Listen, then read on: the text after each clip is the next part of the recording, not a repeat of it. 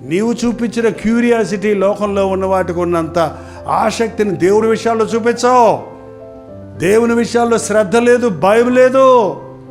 దేవునికి భయపడవా? నీకు జీవం ఇచ్చిన వాడికి భయపడవా? జీవితం తమాషా కాదండి.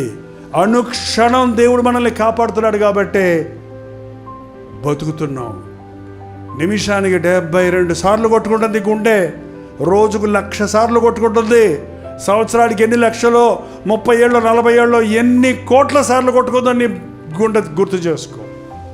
దేవుడు మర్చిపోయాడంటే నిన్ను. ఒక్కసారి గుండె కొట్టుకోవటం ఆగిపోయిందంటే హార్ట్ అటాక్, అది రెస్టోర్ అయ్యి మళ్ళీ కొట్టుకోకపోతే డెడ్. అంతే అయిపోయింది నీ బతుకు. ఎంతమందిని చూస్తున్నామండి? డాన్సులు వేసుకుంటూ చచ్చిపోతున్నారు, యాక్టర్స్ చచ్చిపోతున్నారు, పేరు పోసిన సెలబ్రిటీస్ 30 ఏళ్ళకి 40 ఏళ్ళకి చచ్చిపోతున్నారు చూస్తున్నాం మనం. నువ్వు బతుకున్నావంటే అది దేవుని కృప.